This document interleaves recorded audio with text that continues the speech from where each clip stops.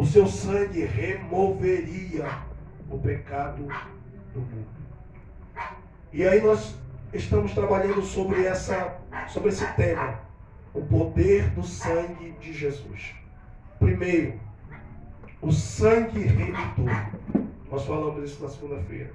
E hoje nós vamos falar do sangue expiador. O que significa a palavra expiação? O Antigo Testamento, ele vai falar muito sobre esse tema, expiação. Lá nós vemos a expiação do pecado, lá nós vemos o dia da expiação, lá tem até mesmo o ano da expiação.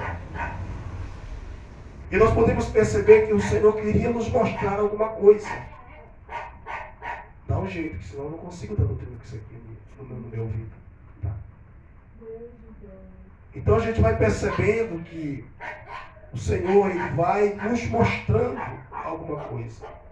E todo esse cerimonial do Antigo Testamento, do Cordeiro, da morte sacrificial, em favor do pecador, estava apontando para o Senhor. A gente vê a figura do Cordeiro que é sacrificado, a gente vê a figura do Cordeiro que é enviado para o deserto, chamado bode emissário. Tudo isso está prefigurando o sacrifício do Senhor, o sacrifício de Jesus. Então a expiação significa tirar o pecado. É por isso que o João Batista está dizendo para todo Israel. João Batista é israelita. E ele está falando para o povo judeu dizendo: eis o Cordeiro de Deus que expia, que tira o pecado.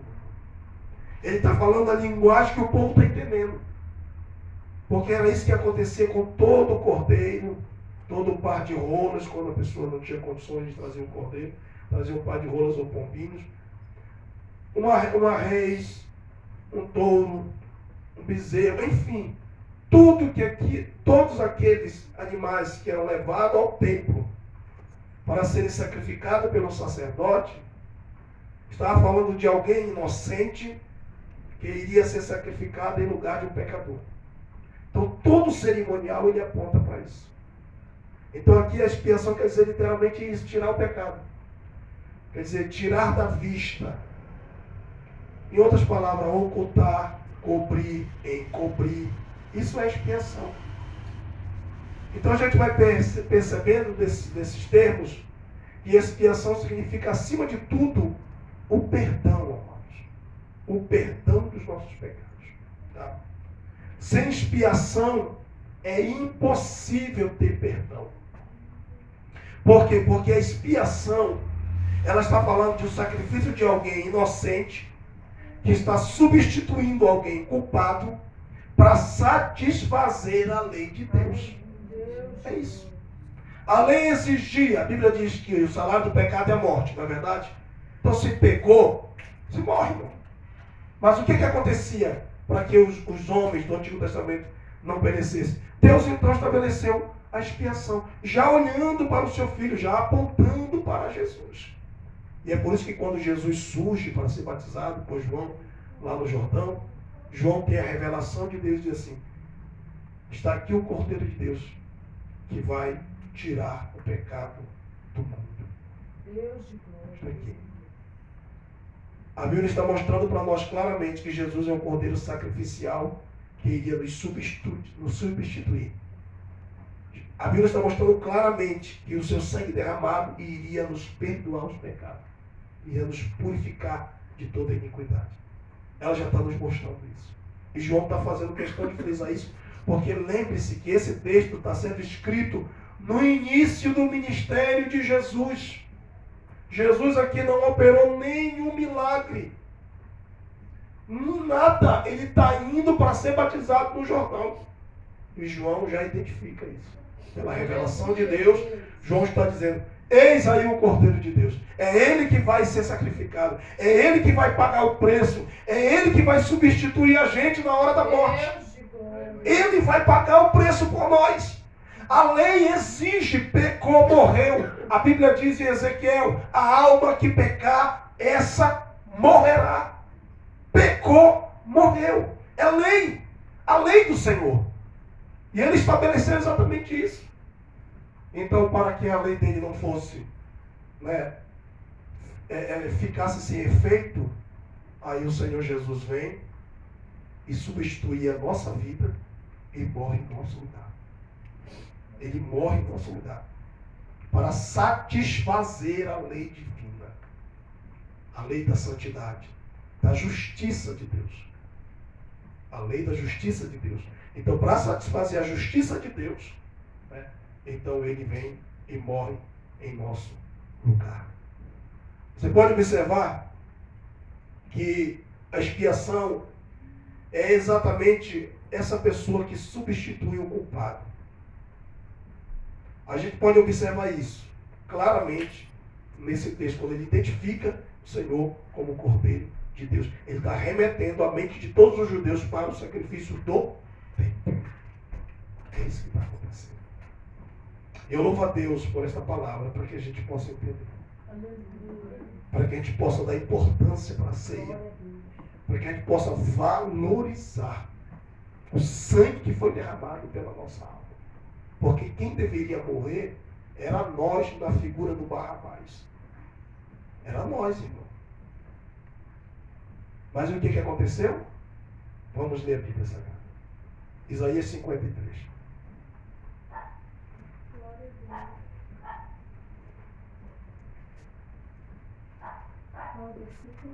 A gente vai começar ali a partir do versículo 4. Leia versículo por versículo. Verdadeiramente, Ele tomou sobre si as nossas enfermidades e as nossas dores levou sobre si.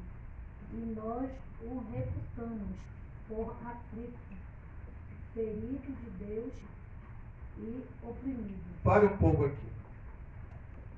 A Bíblia está nos informando que ele, Jesus, o Cordeiro de Deus, ele verdadeiramente tomou sobre si as nossas enfermidades.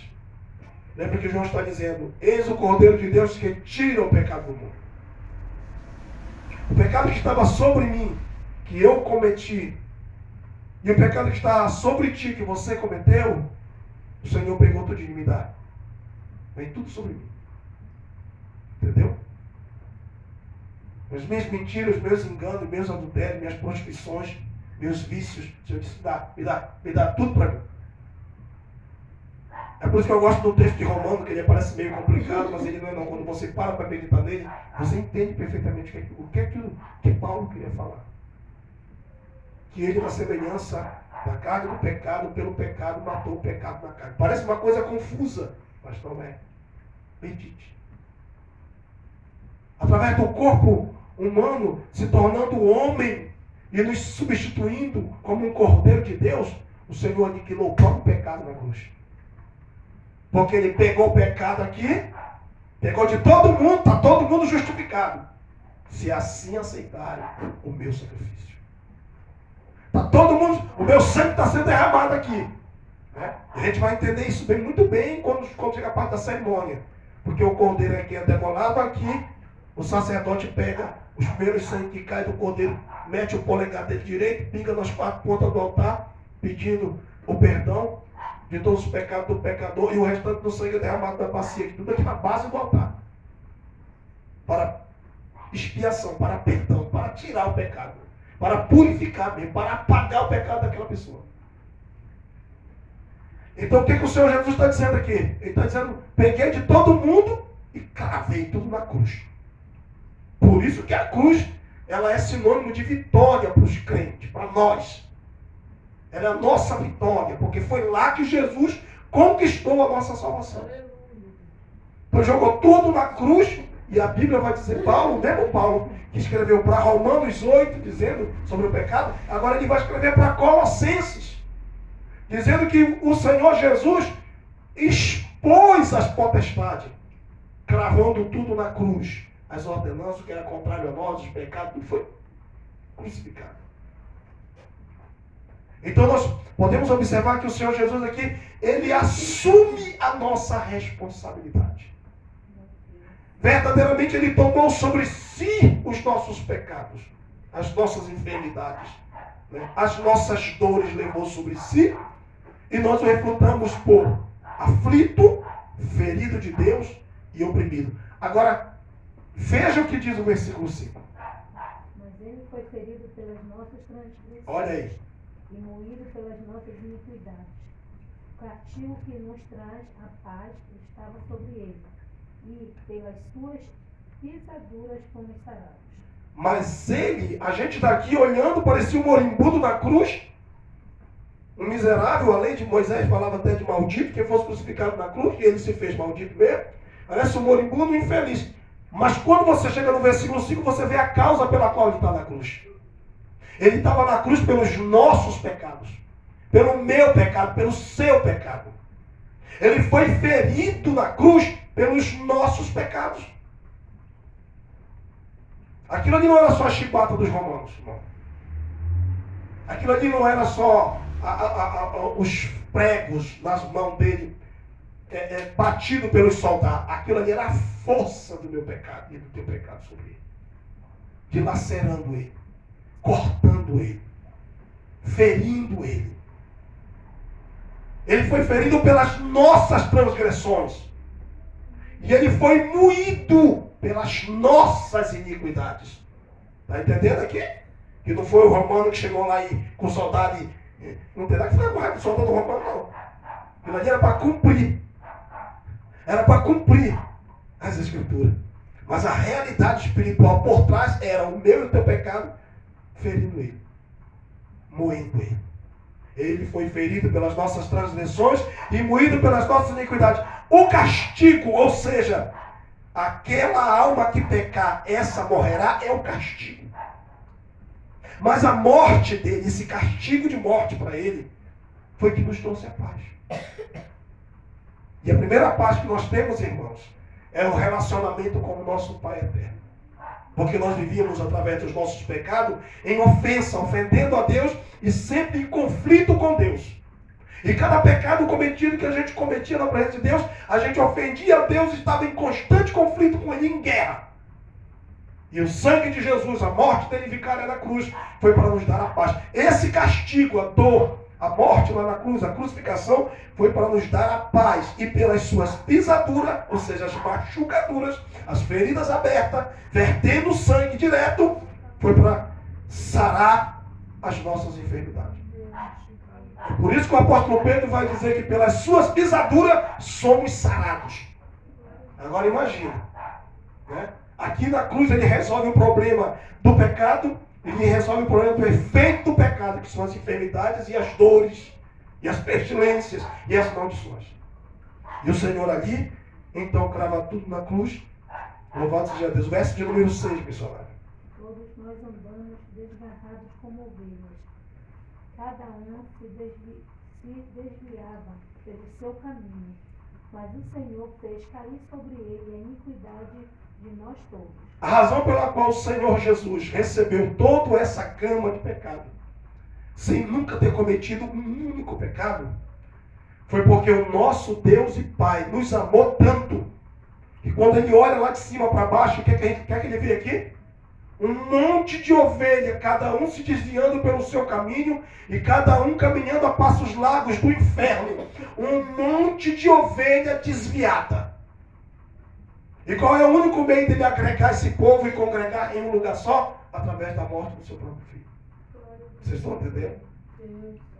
O amor de Deus, aqui nesse versículo entra o amor de Deus, que nos viu perambulando, que nos viu marchando para as drogas, para a bebida, que nos viu marchando para o adultério, para a prostituição, para o engano, para o fingimento. Cada um se desviava pelo seu próprio caminho e fazia o que achava que era certo.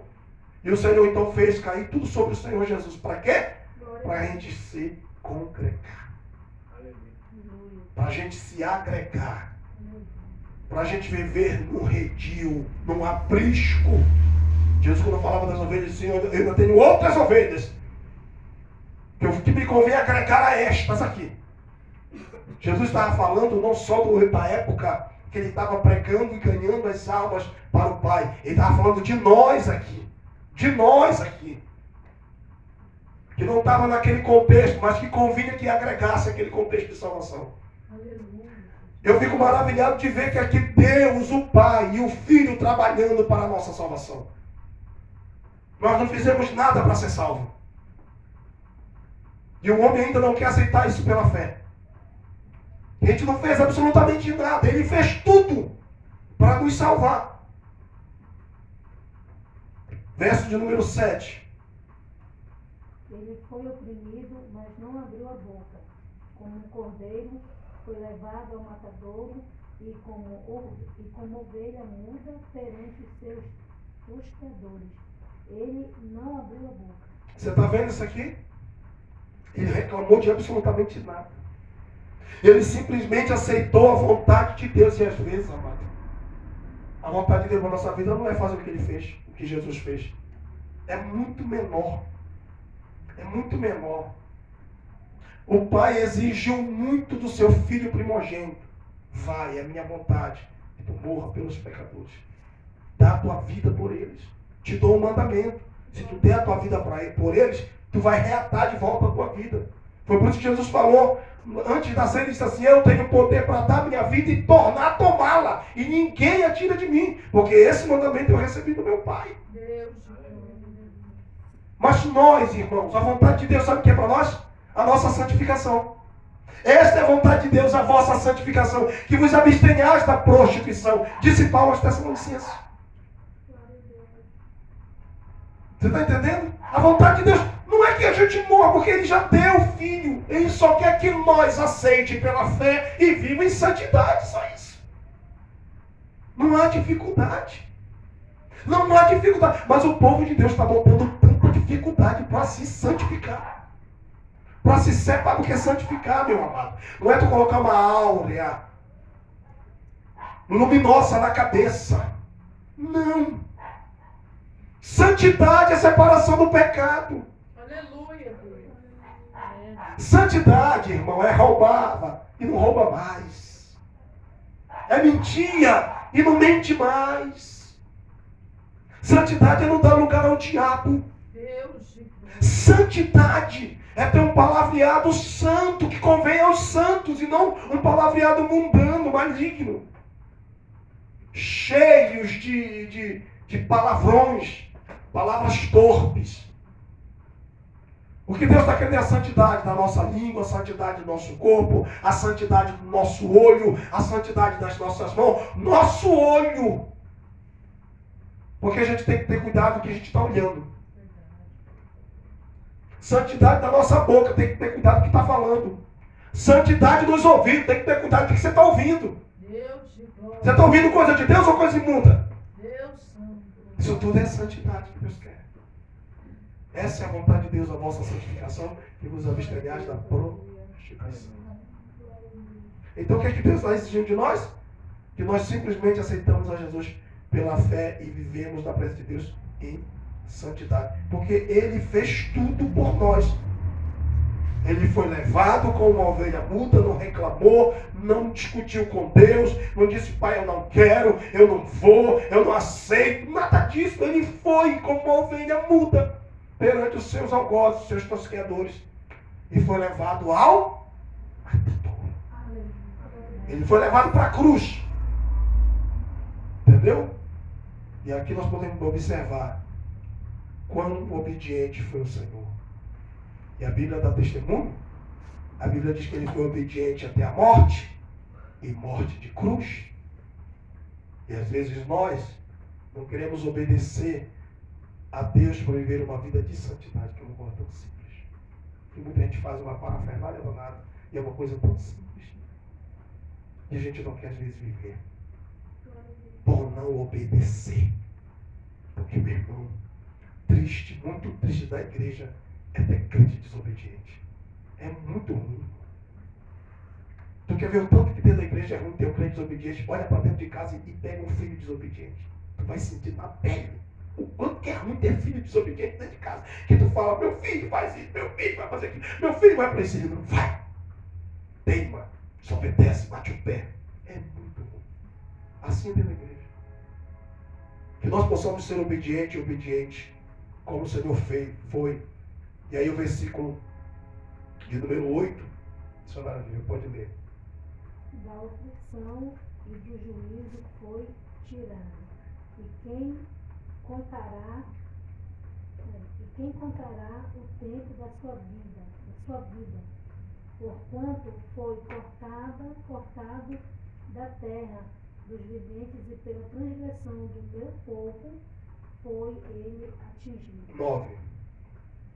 E puseram a sua sepultura com os ímpios e com os ímpios na sua morte, porquanto nunca fez injustiça, nem houve engano na sua boca. Agora, olha o 10. Todavia, ao Senhor agradou o moê-lo, fazendo enfermar. Quando a sua alma se puser por expiação do pecado, virá a sua posteridade, prolongará os dias, e o bom prazer do Senhor prosperará na sua mão. Observar o versículo 10 que diz assim: quando a sua alma se puser por expiação do pecado. Ele está na cruz. Sua alma está enfermando. Por que ela está enfermando? Por que ele está se sentindo enfermo na cruz? Olha desde o Getsemane e vai observando o que ele está passando. Ele está apanhando a madrugada toda. É chute, é tapa, é pontapé. É gente dizendo: profetiza Cristo quem foi que te bateu. É gente escarnecendo, zombando, ironizando, maltratando, cuspindo.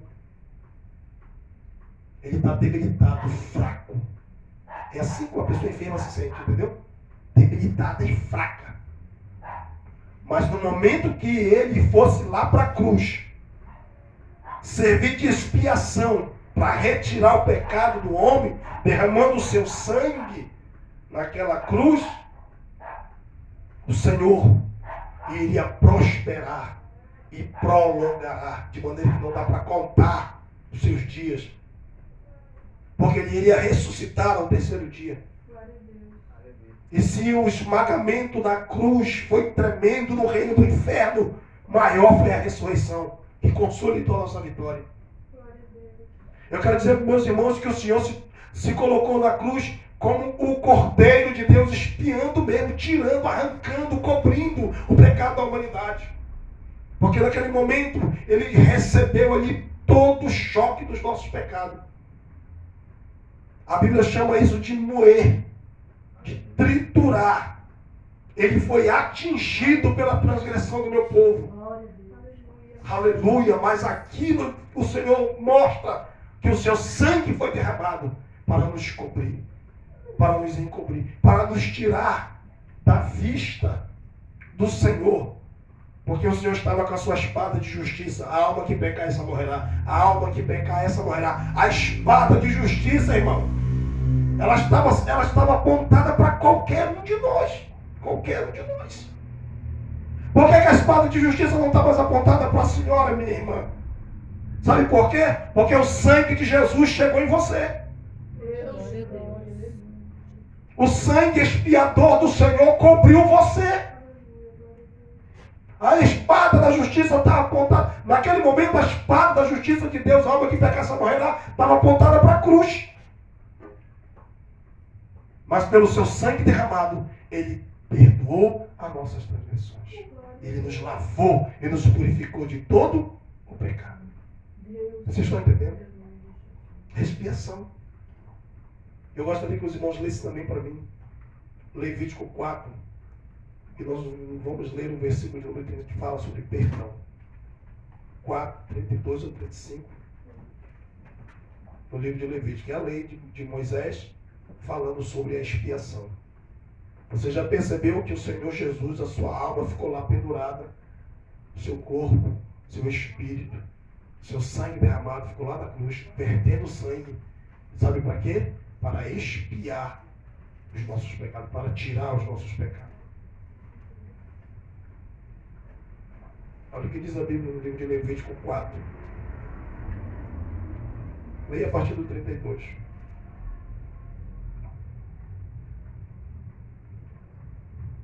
Mas Mas se pela sua oferta trouxer uma cordeira para a expiação do pecado, sem mancha a trará. 3.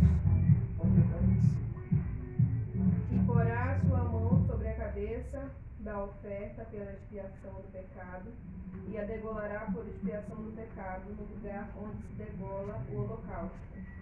Depois o sacerdote com o seu dedo tomará do sangue da expiação Aleluia. do pecado e porá sobre as pontas do altar do holocausto. Então todo o resto do seu sangue derramará na base do altar. O tirará toda a gordura, como se tira a gordura do cordeiro do sacrifício pacífico. E o sacerdote a queimará sobre o altar, em cima das ofertas queimadas do Senhor. Assim o sacerdote por ela fará expiação dos seus pecados, que pecou, e lhe será perdoado o pecado. Assim o sacerdote por ela fará expiação dos seus pecados, que pecou. Ele será perdoado o pecado. Todo esse processo cerimonial. Um israelita pecou, pega-se um cordeiro, vá até a igreja, né? Vá até a igreja. Se você começar a pensar nisso aqui, pense bem. Imagine aí a igreja aqui, do Antigo Testamento, o templo. Bem aqui. Quem que está do lado direito? 3 tribos. Quem que está do lado esquerdo? 3 tribos. Quem que está para frente? Mais 3 tribos. Quem que está para trás? Mais 3 tribos. Imagina se o camarada veio lá da tribo de Dan, lá de trás. Ele vem arrastando aquele cordeiro. Ele já vem dizendo para todo mundo que pecou, porque ele era cordeiro. Cabeça baixa, triste, que pecou. E ele já vem falando. Sem dar uma palavra. Chega lá diante do sacerdote, vai ter que confessar. Vai ter que confessar. Eu pequei. Eu transgredi a lei do Senhor. Cadê o animal? Tá aqui. Coloca a mão sobre a cabeça dele. Aí ele vai colocar a mão. É o cerimonial. É o ritual. Colocou a mão na cabeça. É chamado de transferência, né? O pecado sai daqui e vai para cá. Aquele cordeiro inocente, imaculado, sem mácula, sem manchas, que não tinha devido, sabe, justo. Tinha nada, ainda merecia morrer. Mas ele estava ali como inocente, que sendo transferido o pecado para ele morrer. Para quê? Para esse pecador aqui ficar bem com Deus. É isso que acontece com o Senhor Jesus. É isso que acontece. Nós transferimos, porque foram os nossos pecados que atingiu ele. Nós transferimos para ele. Ele pegou de nós. Ele pegou. E é aqui que está a beleza da salvação do Senhor. Porque se aquele cordeiro que está aqui pudesse falar, ele dizia, eu não quero morrer. Não, eu não quero morrer, eu não fiz nada para morrer. Eu não quero morrer por esse pecador. Por esse pecado desse pecador. É ele que pecou, então ele que tem que morrer. Ele que paga o preço dele. Se esse cordeiro aqui, que esse israelita trouxesse para ser sacrificado para a expiação do pecado, pudesse falar alguma coisa, mas aqui o Senhor Jesus, como uma ovelha muda, ele não falou, não abriu a sua boca para dizer, não, pai, eu não pequei, eu não tenho culpa, o culpa é o povo. Não, ele simplesmente, como uma ovelha muda, aceitou. Entendeu? Sabe para quê? Para ver a gente hoje liberto, salvo, transformado. Para isso, irmão. Nós temos essa possibilidade. Tudo isso no cerimonial, no ritual do israelita acontecia, apontando para a cruz do Calvário, apontando para aquilo que Jesus ia fazer, para o seu sangue que foi derramado, para expiar e tirar os nossos pecados. Eu volto a repetir, sem expiação, glória a Jesus, não há possibilidade de perdão. Não há. Não há. Assim o sacerdote por ele fará expiação dos seus pecados, que pecou, e lhe será perdoado o pecado. Assim foi que o Senhor Deus nos perdoou. Porque agora quando ele olha para mim, quando ele olha para você, minha irmã, meu irmão, ele não vê mais os pecados. Ele vê o sangue do filho dele, inocente. Pagou o preço. A justiça de Deus foi satisfeita. E Deus agora se alegra comigo e com você. Deus se alegra conosco. Deus está aqui hoje, nessa noite, nessa ceia, para se alegrar conosco. Valorize.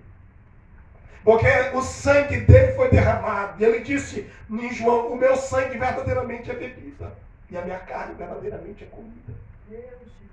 A gente precisa valorizar isso. Aleluia, valorizar isso. Um outro aspecto da expiação. Eu falei até aqui de um aspecto. Fiz questão de ler Levítico. Para você entender que esse cordeiro era aquele cordeiro que era sacrificado no lugar daquele pecador. Mas tem o outro. Que a Bíblia identifica ele como um bode emissário. O pecado era lançado nele. E o que acontecia com ele? Quem sabe me dizer? Ele corria para o deserto, fugia, sumia. Né? Alguns pensam até que é Satanás ensinando falso doutrina. Nada a ver com o diabo. É que era um aspecto, né, da expiação pelo sangue. Como assim, pastor? Porque a expiação também é tirar da vista. É encobrir, é cobrir. E quando esse bode pega o pecado do sacerdote, por exemplo, e some para o deserto para lá, some, nunca mais se vê ele está levando o pecado do povo. Ele está levando para onde, pastor? Para o deserto. Para bem longe da vista. Para bem longe da vista. É isso que é o aspecto da expiação. Você está entendendo? E é aqui que o Senhor mostra para nós. E Ele pega os nossos pecados. E Ele lança para bem longe de nós. Que o diabo não chega lá com a irmã Jennifer. E dizer, ó Deus, a Jennifer fez isso misturado com aquilo. Porque o diabo é Satanás. E Satanás é advogado de acusação. É acusador. Né?